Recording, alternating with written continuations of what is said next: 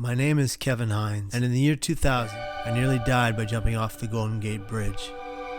I was depressed, I was terribly suicidal, and I thought I was a burden to my family. This was the furthest thing from the truth. I am beautiful, and so are you. Life is the greatest gift we've ever been given or will ever be given. So live it with me, and be here tomorrow and every single day after that. Welcome to the Mental Health Marvels Podcast.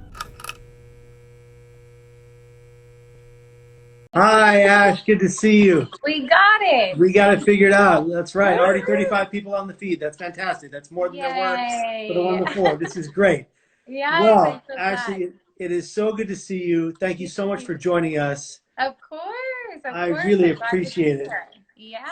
You know, to everybody watching, I want to break down how Ash and I met. I was walking to my mother-in-law's house to go fix a drawer, which I'm not a handyman, but I had a duffel bag full of tools and no toolbox. Yep. And I happened past Ashley. We had a cordial conversation, you know, walked away, and then ended up in the same coffee shop in San Francisco. And I heard her amazing story, and it touched my heart.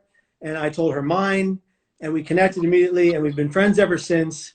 Amazing friends and a great human being. But I want to do your intro justice. I've got it here, and I want people to know what you're all about. So I'm going to break it down. Friends watching right now on Instagram Live, and those who will be watching on the YouTube feed later, please welcome to the Mental Health Marvels Podcast, where we can all be stewards of change for people in mental pain. Ashley Hunt experienced multiple traumas before the age of 20, including the loss of her mother in high school, verbal abuse, and sexual assault. Since graduating with a degree in Neuromuscular Kinesiology, Ashley and her business partner, Justine Luong, have been passionate and mission-driven to help people heal. In addition to Ashley's research and work in well-being, she has worked with and spoken to numerous companies to improve workplace wellness, hosted fundraisers, and co-authored 2 books with me that will be coming out soon. Her passion in sharing her story is to help spread the message of healing. She believes in the power of storytelling and being able to connect to one another and how it positively impacts the vulnerability and hope. She hopes to use her story of turning her pain into purpose to inspire others to do the very same. Let me just say this, Ashley. You don't hope to do that. You've already done that in numerous, times. It's incalculable the amount of people you've reached with your story and your kind tone and your message of hope. So we're very excited to have you on the live feed. Thank you. Such a nice introduction. Well, and I've got my San Francisco mug because I know you're in San Francisco. Yes. And I had to do that, and my turmeric tea because it's non-inflammatory. So I thought of you there. Perfect. There we go. I love it. Ash, let's just get right into it. Yeah. And really, pardon me. Can you tell us a little about the traumas you experienced and the impact it had on you and what you built? And by the way, FYI, look at the shirt I'm wearing. I know. I love it. That's one of the originals, too. That's the original. Totally. Yeah. Well, yeah, break it down. Tell us your story through the traumas you've experienced and how you overcame or are still overcoming and how you learned to help yourself and how you're helping others. Yeah. So kind of to circle back to the things you're saying about, multiple traumas before 20. And so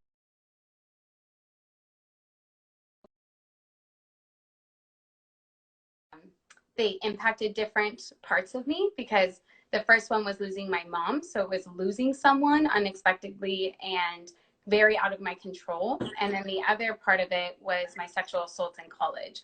And that happened 2 years after. And so that was kind of more about the trauma of losing yourself and what kind of impact that it had on me for that. So to kind of start at my mom, when she passed away when I was 17 from an accidental overdose, she had suffered with addiction most of my life. And, we think that, we found out later on that there was probably some personality disorders that were not diagnosed throughout her life and even throughout my life until after the point. And so she was you know, she did a lot of rehab throughout our lives. She was in and out of rehab, and it just never got better. It's a disease, and it was a disease on top of another disease.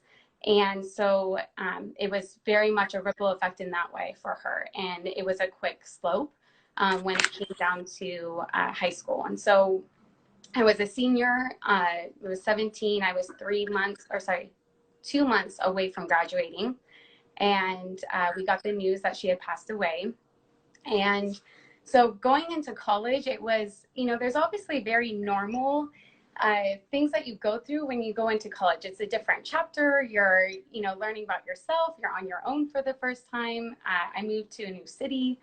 But all of that was on top of also mourning my mom and such a significant person in my life. And so for me, it was kind of trying to quickly learn how to grow up overnight, and then also how to kind of rely on new people, because all of my support system was in Southern California. So my family and my friends. And when I moved to San Francisco, I was living with roommates, luckily, that went to my high school. But I wasn't really good friends with them yet. I barely knew them. And I'm coming in with this huge trauma, this huge loss, and all of us, you know, trying to figure out this new chapter of our lives. And so I feel very lucky that I was able to live with the people that I did, because they really kind of opened me up. They created a really safe place for me to be able to talk about the things I was going through. They really made it this open territory where, you know, anytime I was going through something and I was having a hard time, we could go there together. So I never felt alone in that. And I think that's just such a big part of it. I know we're going to get into that. But that community was so vital for me to kind of not necessarily recover at that point, but just get through it, you know, and being able to be healthy enough to be able to go to college and do my studies and, you know, focus on the things that I was supposed to be focusing on, not also trying to recover from this. And so kind of fast forwarding to my second year, I had built those relationships, and thank God I did, because out of nowhere, I was assaulted by a college acquaintance that was in our group of friends, and I had known him for a little bit. And after that happened, the trauma was really kind of based around me losing myself. So I had lost such a significant person 2 years ago, and then losing yourself very shortly after that. It's kind of a blur that first year, but it was like something that it's really hard to explain. And I know that there's a lot of people, even maybe on here, that have experienced that and know what that's like. But when something like that happens to you, and it's a trauma that's outside of you, that's also outside of your control, but it also takes away the identity that you had before, you're really starting from zero. And there was just so much, I would almost say, like rehabilitation that I had to do to myself, you know, kind of getting to know who I was again, getting reconnected to my body, getting myself back to a mentally healthy place. Because especially during that time, it wasn't just that you don't recognize who you are, it's that you're so lost in this fog of what happened and trying to pick up those pieces. But I hadn't stopped college. I didn't drop out. And so I was still going to school. I was still working my jobs, but I was dealing with PTSD. And so you're going kind of out and about. My attacker didn't, there was no time. There was not even a warning. Like, he didn't get anything for it. The case was dropped pretty quickly. Unfortunately, that's not unique in this problem. And so, you know, I would see him walking by me on campus, and this was like a month after this happened. Yeah. And I would see him with friends. I'd see him with other girls. And there was multiple times that I'd be on the same corner as him, waiting for the stoplight to go. So having to go through that, talk yourself through serious PTSD symptoms where, you know, you lose, I mean, it's like panic attack times 10. And I know that, again, many people that are on here, they've also experienced those, so they know what it's like. Yeah. But I have to say, going through both of those traumas so quickly, back to back, you know, I was very lucky to have the resources that I did. I was able to go to counseling. I was in counseling twice a week. But, you know, I kind of look back at that time of like, what was that pivotal point for me that got me from kind of surviving to like getting beyond that and almost, you know, not thriving yet by any means, but just getting to a place where I was actually enjoying school again. I was enjoying being around people. I was feeling more open. And I really think that it was when I started to kind of go into my self-care routine. And it really started very baby steps. I mean, it was like, let's just try to eat 3 meals a day today. You know, let's just start there. Let's make sure I'm drinking enough water today. Let's go on a walk. Like, don't even fully exercise, but let's just go for a walk today. Let's spend more time with my roommate or my friends. And so starting with those like small baby steps was so big for me, and to get me back to a place where I really was reconnecting and I was getting to a place where I kind of could recognize myself again. And it was different. I was definitely a different person.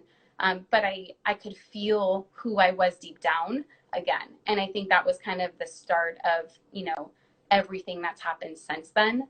But yeah, if you have, you know, if you want to go a little deeper into, you know, experiencing trauma, I think the one thing that I can say for anybody that's listening to this, that's gone through anything or even anything with mental health, before I went through those incidences, I had no idea what it was like to feel the way that so many people feel, you know, not just with PTSD, but where you can't control the things that your mind is telling you, you know, where you can't get out of bed sometimes, where you can't see the positive. And there was a time that I didn't see the end of the tunnel. Like, I just kept thinking that I was just living in this dark, and I was just like kind of existing in this body that I had no relationship to. And to go through that experience, my empathy for people that are still there, that are still experiencing that, is there's just no, I mean, there's no limitation to it, because when you've gone through it yourself, you really understand what it's like, and the stigma that was attached to it, especially after my assault. This was before Me Too. And so people were not really talking about sexual assault the way that they are now. And it's still not at all where it needs to be, but there wasn't a movement yet. So when I went through that, it was a very like hushed and quieted topic. And it wasn't something that people were just willing to talk about and they were more educated in. It was very stigmatized, and it was something that you kind of did feel like you were in it alone.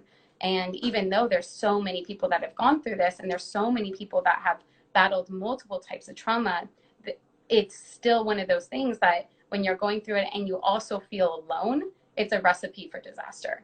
And so that's been a big part of everything that's come after our missions that we have in our company and the work that we do with you.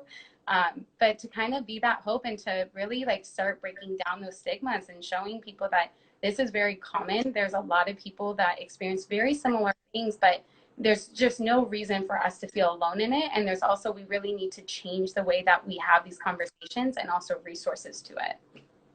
Actually, that's amazing. It's amazing that you went through such a harrowing time and came out to help other people. I want to ask you, you know, there may very well be some sexual assault victims tuning in, and they may very well be still struggling and want to find ways to heal. Do you have any advice for them, given what you went through, how to move forward? Maybe not on, but move forward. How would someone do that? Yeah, my number one thing is to find someone or find an organization that you feel comfortable speaking out to, in whatever way that is. And again, baby steps are huge, but nobody, especially anyone that's on here that has gone through this, nobody deserves to live with the silence attached to the thing that you went through.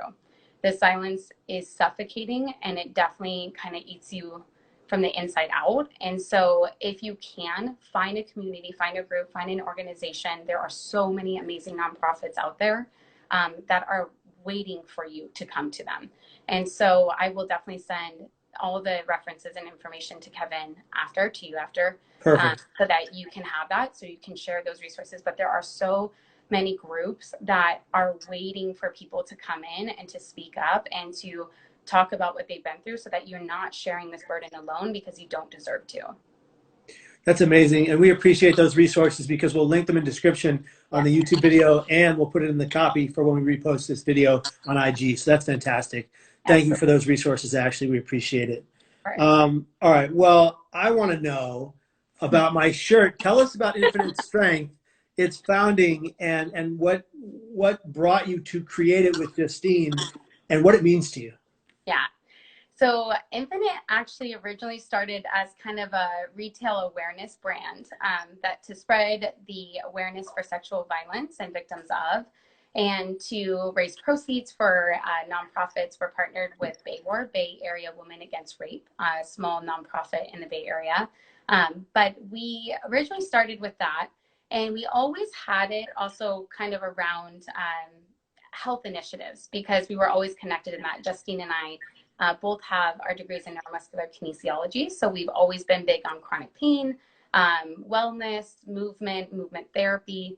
And so when we were doing all these events, we started kind of getting into the corporate wellness space, also to branch out in our services, our resources, to go on and be able to do even more with our awareness side. And then since then, we've kind of evolved a lot from it. So now we do a lot with corporate wellness. We do programs in mental, emotional, and physical health. The physical health component is very much on our specialty, which is the chronic pain side, musculoskeletal side. So neck, lower back, shoulder, knee, all the ones that we get pretty often just from our daily lives. But for us, it was kind of a big, it almost felt like we were doing different things a lot of the time in our company, until Panacea, which is our platform that we built last year, that kind of scaled everything that we were doing so that we could bring these programs out to more people, not only to companies, but also individuals. But Panacea kind of blends everything together. But what makes me excited about it is it's resources that actually also help people heal. So, we want to continue to spread awareness and do all the things that we're doing. But my biggest thing that I've always said, and it was my long-term goal, was I wanted to be able to also have resources that get survivors past that point of just kind of, acknowledging it, getting to that point of, reaching out, having a community, but then also how do you heal and how do you move forward in your life? And so, Panacea is kind of starting to build that process for us. That's amazing. Where do they find you on Instagram? It's panacea.wellness, right? Yes. Yes. All right, we got to get everybody here on the feed over there. Panacea.wellness, PANCEA.wellness. Make sure you follow that feed.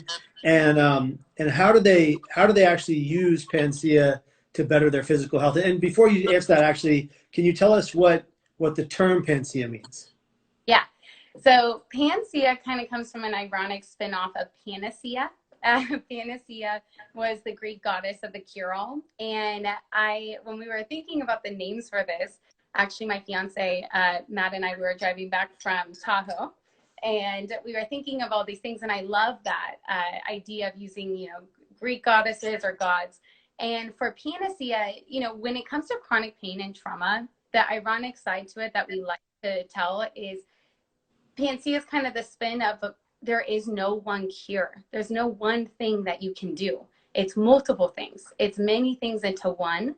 But just being able to be the person or the group of people that come forward and say, we have all of these resources, we have all these programs, and together with this structure of these programs, you will begin to heal. And so that's kind of the background of the name. That's fantastic. Yeah. And what code of mind can they input? Yeah. And where can they put it to start their Panacea journey? Yes.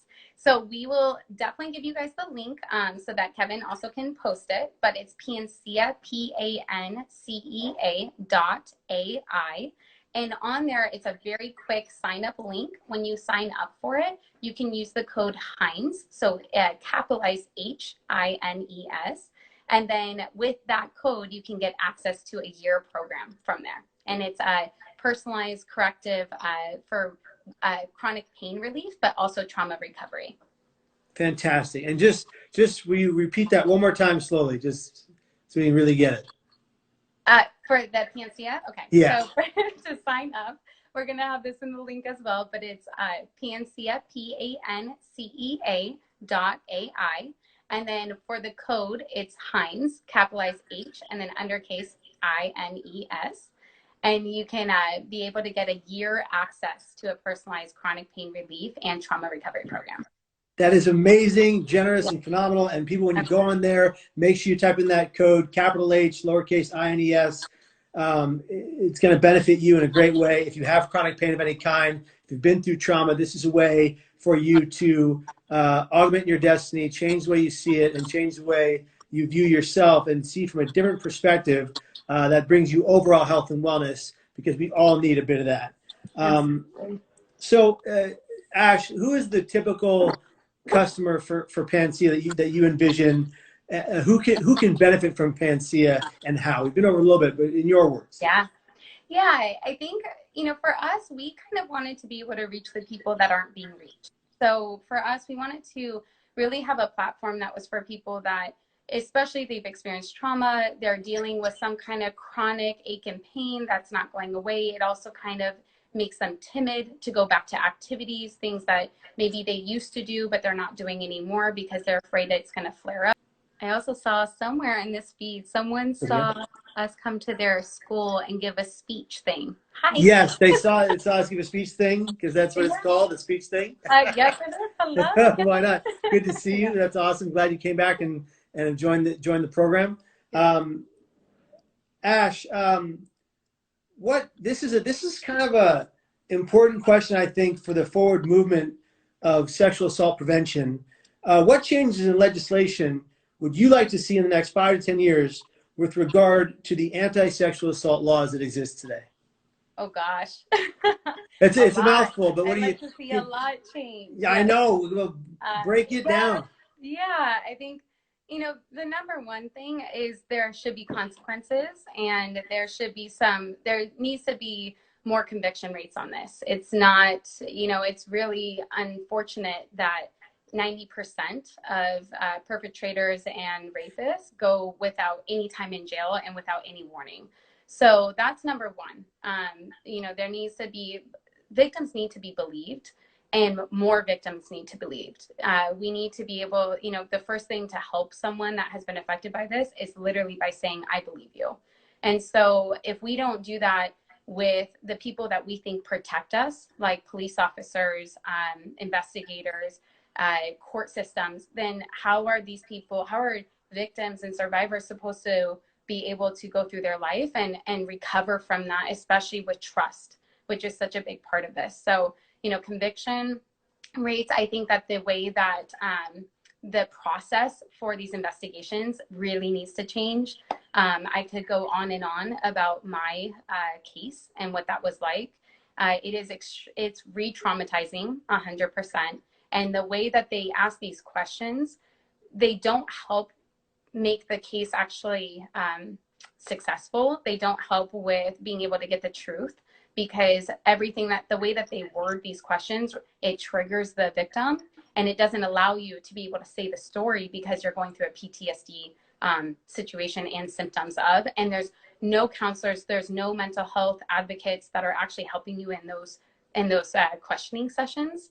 And so there's a lot that needs to go on with not only protecting victims, but also being able to support them so that we can actually move forward and get, some things change with our laws.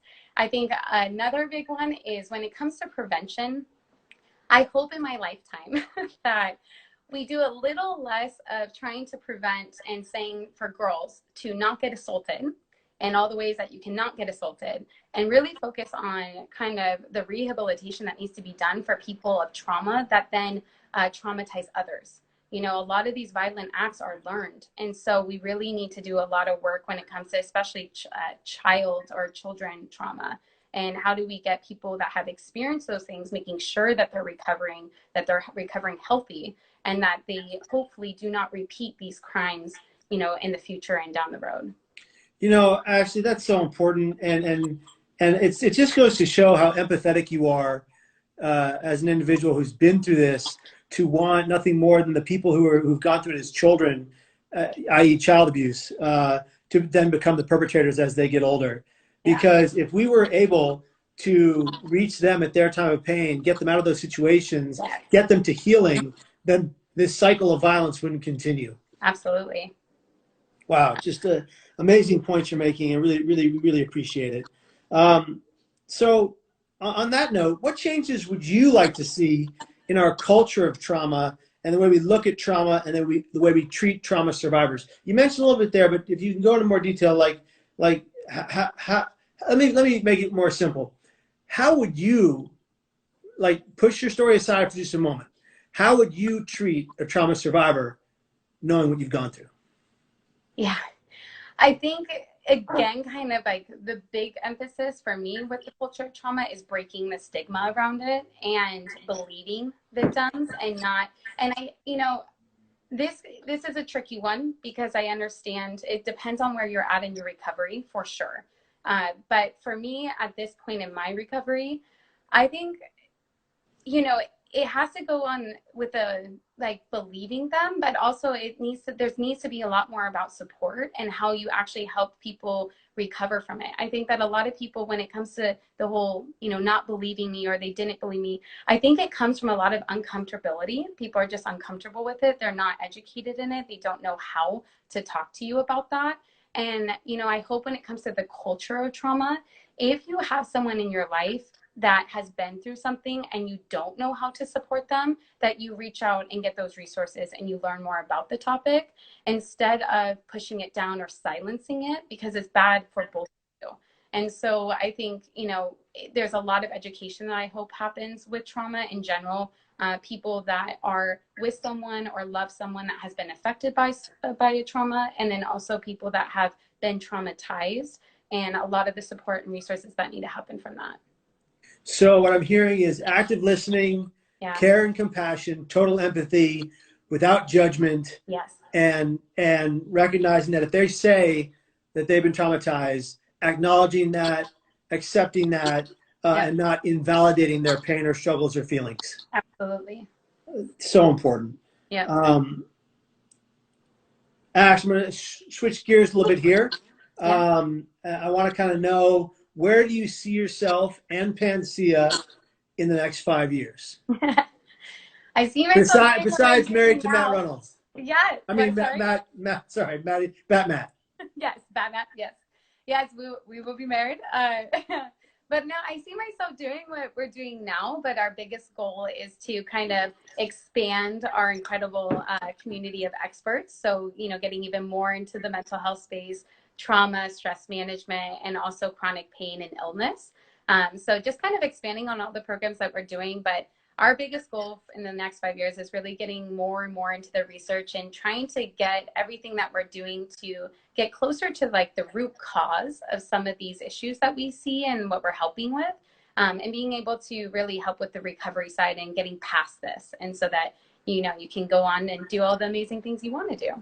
That's fantastic. I really hope that there's a note here. I know, I was in seeing that just sparked something in me, and seeing that, we've spoken together a couple of times, and it would be fantastic once this COVID-19 coronavirus pandemic is over, and hopefully soon we get to get out there and be with communities and talk to communities and share our stories more. And I really genuinely hope, Ash, that your story gets shared a lot more and you're able to reach a lot more people on a massive scale. I think that's entirely possible and plausible, most likely with a little bit of hard work on all of our ends. Absolutely. That would be phenomenal. Yeah.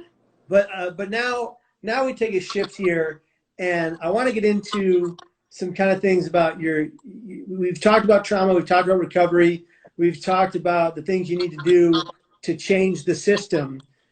On a personal level, Ashley, I'm going to break down some routine questions for you. What is the first thing Ashley Hunt does in the morning? Oh my gosh. First thing is I drink a cup of coffee. I'm a big coffee drinker.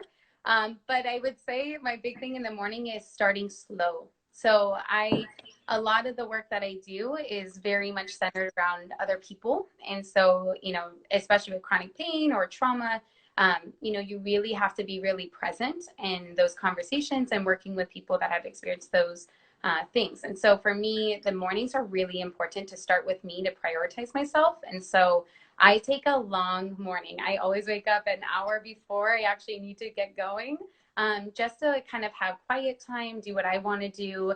Maybe that's exercising, doing a little workout, but getting kind of starting with me is big, to set the day, to set the tone of, my personal wellness is really important to make sure that then I can also help other people. Awesome. Awesome. What's the last thing you do before sleepy time? I say I love you to Matt, my fiance that I love and I feel very grateful for. But I also say a prayer every night. So I kind of go over some of the things that, I'm going through, I'm working on, I'm working towards, and I always do that. It helps with kind of instilling my hope in myself, and it gives me a little greater purpose. There we go. And Yeah. he's Maddie Rude on Instagram, right? Yeah, yes, Maddie Bird. Yeah, I had to think about that for a second. There we go. Can you break down some of or the entirety of your wellness routine and regimen? Because I know you have very specific things you do. You don't have to tell them all, but maybe pick a handful or a few that you really want people to know about that keep you going every day. Yeah. So when in the book that we wrote, I co-authored with you, Art of Wellness, the thing that it was interesting when I was writing that chapter, because I realized that for me, wellness is like almost very broad. And I categorized it into evolve. So things that I do in my wellness that help me evolve as a person and, kind of inside and out. And then there's things that I do for maintenance. So maintenance, I kind of think of as, my exercising, what I eat, trying to eat healthy, supplements that I use. And like, for example, like you were saying, turmeric, that's big for me. So anything with anti-inflammatories. I do a lot of nervous system kind of regulation work for me. It helps a lot with especially trauma. So meditation, breathing techniques is really big. I do those daily.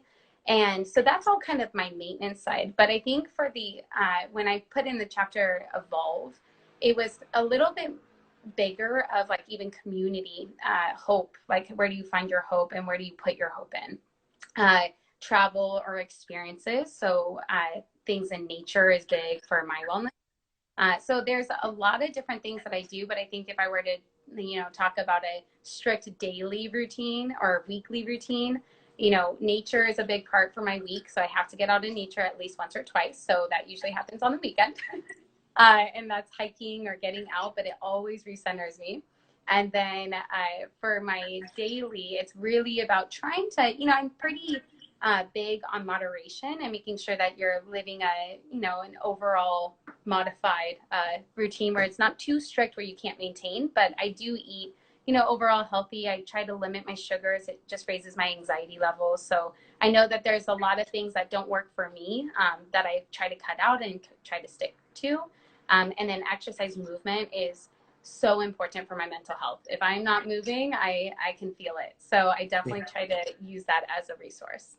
That's fantastic, Ash. So many of those things you said are able to better balance all of us, not just you, of course. The meditation, the breathing exercises, the physical exercises, you're physically capable. All of those things can help all of us stabilize, balance, and get to a better place mentally, physically, and emotionally, which is crucial. So thank you for that. Did you find in your finding yourself after the trauma you experienced, did you find any particular therapies that gave you hope and change? And these don't have to be traditional therapies if you don't want them to be, but like what therapies, what methods of hope helped you heal? I started up boxing. So that, there's a lot. Counseling I can go into after this, but the boxing to me really brought my power back. It brought my self-control back.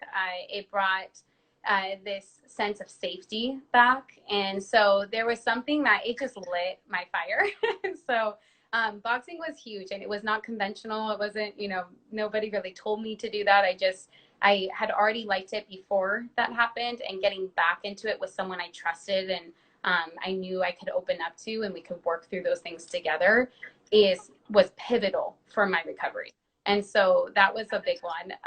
But the other ones I would say is definitely my community was big. So I was very lucky to have people in my life that would listen, that believed me, that worked through those first few years of the trauma that was so acute, that they were able to be patient with me. They never, got bored of hearing the same things that I needed to say. There was no judgment. There was always empathy. And then counseling, counseling, I will say, you really have to find the person that is right for you. And sometimes it takes a few, and I know that you know that. And so, in the beginning, I didn't find the ones that I connected to the best, but when I found the counselor that was right for me, she changed the game. She Wow. really started to connect my traumas together and was able to help me move forward from not only my attack, but also losing my mom. Wow. So many good points of reference for people in pain right now who could find hope and light through your story. That's fantastic. All right, Ash, we've come to the point in the interview where I'm gonna do some one-word associations with you. Okay. Oh gosh. All right. So prepare yourself. Some quick fire one-word association. I'm gonna say the word. What's the first thing that pops in your mind? Strength. Treatment. Recovery. Oh, healing. There we go. Support. Family. Nice. Hope. Light. Love. Community. Self-care. Love. There it is. There it is. All very positive, right to the point. Good stuff. Ash, what do you believe is your greatest achievement thus far, or do you think you've already had it? Oh, it's a tough one. I would say probably our fundraiser. Our fundraiser, but I'm going to tie it into a speaking engagement that I gave at my school, because that was probably the scariest one, because they didn't even know this, but where they had me speak was in the quad. That was in where I met my attacker. Oh. So I spoke 6 years later at the place that I met him. And so it was one of them. It gives me chills still, but I would say that probably was it. It was actually a very small speaking engagement. It wasn't about the numbers, but the people that I met after that, the connections that I met, the people that came up to me after and shared their stories, being back in the place, but being on the other side where I didn't feel like I was a victim. I felt like I was a survivor speaking out. That is such a moment that I just will never forget. So probably that. You are a huge advocate for women empowerment, I think. I think that, and not just women, but people in general who've been through this kind of suffering. You really, you've really changed some lives, and it's awe-inspiring, I got to tell you. Okay, my next question. If you were to go on into the afterlife and come back as any person or thing, what or who would it be? Ooh. I honestly, my fiance would laugh at this, but I would hope that I came back as a warrior, like an actual warrior. Yes. Yes. Because I'm not one physically now, I think I try to do it in different ways, like the things that we do today. But the biggest thing is I'm a protector at heart. Like I want to be able to protect the people that can't protect themselves. I want to be able to speak for the people that can't speak for themselves. And so I honestly would probably be a warrior. I would fight for the people that can't fight for themselves. I got to tell you, I think you're doing that right now. That's a different way, but yeah. Different way, but yeah, that's awesome. Yeah. Now, feel free to not answer this one, but if you want to, you can. If you could change one thing about yourself, if you could, what would it be? I overthink everything. Yeah. So I would say that because it's very tiring. Yeah. Yes. There it is. Perfect. Leave it at that. Living or passed on, who would you most love to have dinner with? I don't know if I could choose one, but the first people that come to mind is Oprah for sure, because she's my idol. I love her. Obama, either Michelle or Barack. And then probably like Nelson Mandela. Nice. I mean, those are like the top ones that come to my head. There you go. Perfect. Yeah. Yeah. What is your daily motto? What do you wake up thinking every day, or do you have a motto of your life? Yes. I have two. The first one that comes up every day is you can't control what happens to you, but you can control your response. So I live by that. I've lived by that for my whole life. And then the other one I think is also really important for anyone that's watching that has ever felt limited or that they couldn't do something because they didn't have resources or whatever it is. If you don't have the resources, be resourceful. We live by that. Justine and I, it's how we've been able to do everything that we have. There's no limitations. So you just got to be resourceful. If you don't have resources, be resourceful, as in make your own way. That's fantastic. I love that. And when were you the happiest, or is that just right now? Right now. Yes. Happiest, like time frame or moment? How about both? Ooh, okay. Okay, moment for sure, getting engaged. It has been a long life road to get to Matt. And so I'm just so happy that our roads connected when they did, and that moment is just pure bliss. So that's that one. And then I think happiest time of my life, I think it's been a while. I think it's been since we started Infinite, and it wasn't about the company. It wasn't about starting it. Although Justine, I know you're on here and I love the company, but it's not about that. But for me, I was very weighted down by my silence. I was very suffocated by it. And so it felt like I was it held me down a lot. And by bringing up Infinite and what it meant and constantly being able to say infinite strength every day has really just changed my happiness level. And I love what I do. And I love the people we get to work with. I love you. I love Margaret. So I feel like, it's kind of, it's about the purpose side for sure. Like I get to live my purpose. But it's absolutely, breaking those chains was such a big part for the rest of my life. I mean, I'm very grateful for that. I think that's a perfect way to wrap up this conversation. Margaret and I love you too. You are amazing. Keep doing the work you do. Tell Matt we said hello. I will. Wish him well.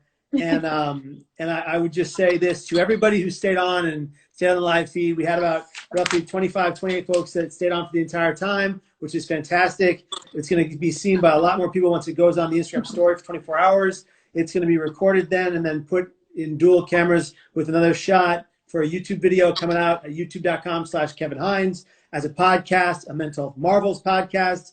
Ashley, you are a mental health marvel. So grateful to be your friend. So glad to be a part of your life. Ladies and gentlemen, whatever you're going through, whatever you've been through, fight the pain in spite of the pain to thrive someday like Ash and I. You've got this on lockdown. We believe in you. And just so you know, for the folks out there who are in crisis, for the folks out there who are considering suicide and having such a hard time mentally, suicide does not have to be the answer to your problems. It is the problem. And we want you to be here tomorrow and every damn day after that. We love you. We want you to stay. Ashley, do you have anything to say at the end of this piece? And just to, what's one more thing you would say to someone going through it right now? Don't give up. It does get better. I promise. There it is. Don't give up. It does get better. She promises. So do I. We'll talk to you soon. Be well and be here tomorrow. Bye, guys. Bye, Ash. Bye.